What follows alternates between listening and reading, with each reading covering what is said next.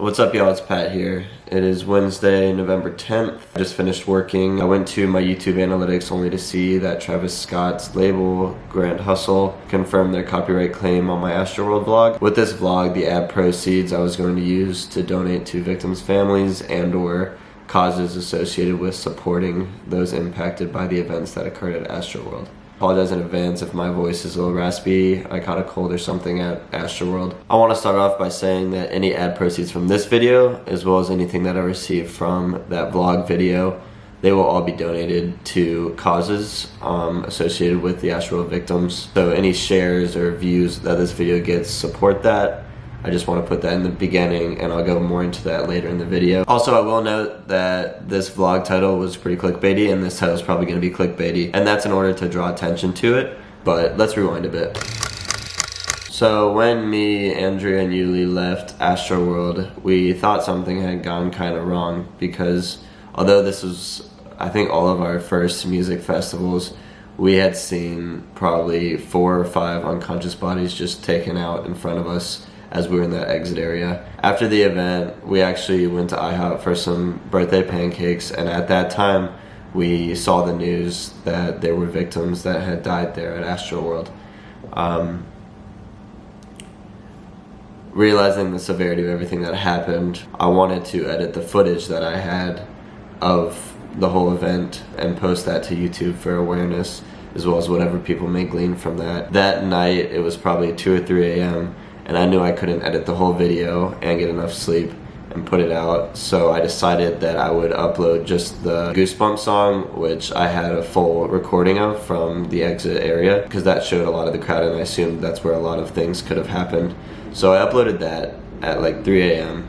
that night, and then I went to bed for like 7 or so hours, and then I got right to editing the vlog experience that sort of showed what happened at Don Toliver's show, continuing on to Travis Scott's. I monetized it because I assumed that I did not include anything that was an entire song by any means, only short clips. It was all original content, just showing here's what happened, and I could use that money then to donate it to those that needed it. And I thought this made sense as well. YouTube did not recognize any copyright claims on its auto detection. Obviously, with the Goosebumps video, that is an entire song, and I didn't even attempt to monetize that because I knew that was off limits. The third video I posted was a day or 2 later, and that was all of the footage that I had of the Travis Scott set, because we had heard about investigations, lawsuits, etc. This as well I knew had too much content of actual songs to be monetizable, so that is why I monetized just the vlog and not the other 2, knowing sort of the basis of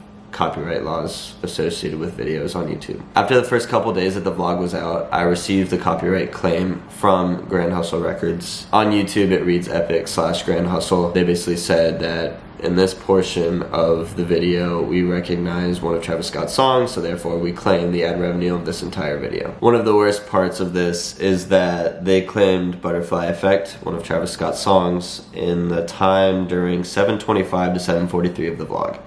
Now, why this is a little bit odd is that during this time, a girl or a woman was crowd surfing to get out of the crowd and saying, "Get me out, get me out." The fact that they claim monetization to this part of the video is a little bit alarming.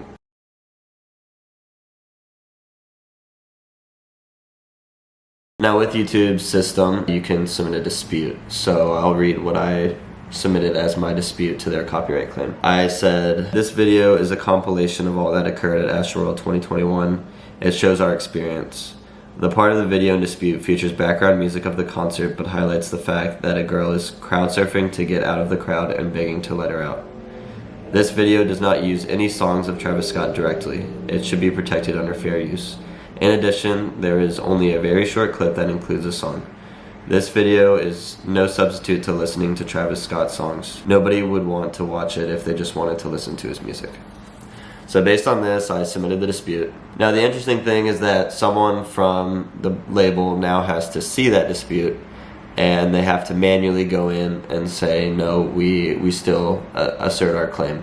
So somebody did that, and that is what I'm finding out now. With this, there is an ability to appeal the dispute decision, which is basically me going in and saying, no, I reaffirm my claim that you do not have the copyright to this. I'm not going to submit that because if they reject it, then I get a copyright strike and they take the video down, which I would deem as worse than the revenue that I would get from it. You know, I'm not a copyright lawyer. I don't think I know everything about copyright. Just to keep the information out there, keep the vlog out, I'm not going to submit that appeal, but that is the reason for making this video. So as of now, I'll show the vlog itself. The analytics on it has over 700,000 views. I'll also show the graph that illustrates the revenue. It stops after 2 days, and it might have been 1.5 days, I'm not exactly sure. It was already supposed to earn $1,944. As can be seen, the Travis Scott label may either get this money or they'll get what is subsequent to it. Either way, it's thousands of dollars. I'm not sure yet if I will receive this money or not, or if it ends up going to the label based on their copyright claim that came after these views. That is to be determined. I'll keep you updated on that. But basically, on the line is thousands of dollars that Travis Scott's label is taking from this that are intended for the victims and causes associated with the impacts of this event. Now, moving on to the donation aspect of this, I would like input from everybody in the comments if you have any ideas. I myself don't need the revenue from this. The only thing I have is a shoulder that still hurts a little bit and a cold, but I am not impacted to any degree compared to what other people were. And so the couple ideas that I had, number one, there are official verified GoFundMes for some of the families. That would be my first go-to route. Another thing is my company actually matches donations up to $10,000 to any verified organization. This does not apply to fundraising efforts, but since this is a video and the ad revenue is actually income for me, I believe that it'll follow the rules. I still have to square that away with somebody from my company, but that could be a way to double the impact of the money if there is a cause associated. So if anybody has any cause that they are aware of that could more directly benefit people that were impacted by Astroworld, please leave it in the comments if you have some research on that. Those are the two ways that I was thinking. Let me know if you have any other ideas in the comments. I want to have the revenue impact in the most positive way possible, so please leave any ideas.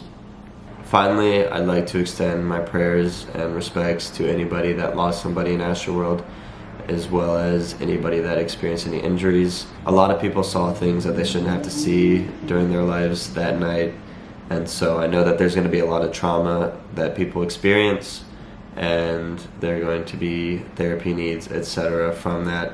So I wish and pray everyone the best based on all of the negative that came out of the event. Hopefully this video can serve as some positive. So best regards going forward.